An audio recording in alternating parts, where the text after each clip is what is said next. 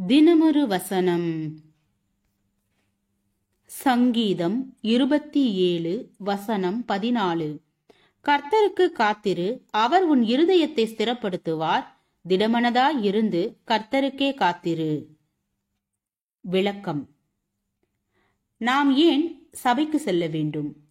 சிலர் ஞாயிற்றுக்கிழமை காலையில் அதிக நேரம் கழித்து விழித்து மெதுவாக காலை உணவை சாப்பிட்டு குடும்பத்தினருடன் பேசிக்கொண்டு நேரத்தை கழிப்பதை விரும்புகிறார்கள். அதற்கு பின்பு நண்பர்களுடன் மதிய உணவை சாப்பிட வேண்டும் அல்லது பிள்ளைகளுடன் சுற்றுலாவிற்கு சென்று அவர்களுடன் விளையாட வேண்டும் என்று அவர்கள் கூறுகிறார்கள். ஞாயிற்றுக்கிழமையை வித்தியாசமான முறையில் செலவிட்டு நன்கு ஓய்விடுங்கள், ஆனால் சபைக்கு சென்று நேரத்தை வீணாக்காதீர்கள் என்று சிலர் கூறுகிறார்கள். ஆராதனை யாருக்கு தேவை? அது நம் அனைவருக்கும் தேவை. நமக்கு ஆராதனை தேவை. ஏனென்றால் நாம் தேவனுடைய சாயலில் படைக்கப்பட்ட தனித்தன்மையுள்ள படைப்புகள்.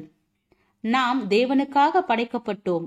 எனவே நாம் அவருடன் ஒரு சரியான உறவு முறையை பெற்றிருக்காவிட்டால் நாம் நம்முடைய நோக்கத்தை நிறைவேற்ற முடியாது.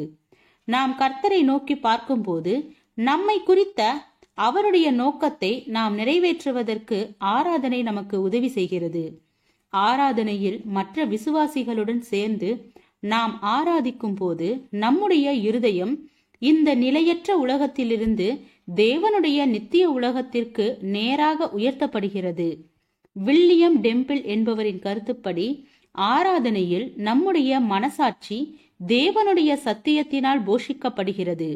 நம்முடைய கற்பனை தேவனுடைய அழகினால் நிரப்பப்படுகிறது. நம்முடைய இருதயம் தேவனுடைய அன்பை ஏற்றுக்கொள்கிறது. நம்முடைய சித்தம் தேவனுடைய நோக்கத்திற்கு தன்னை அர்ப்பணிக்கிறது.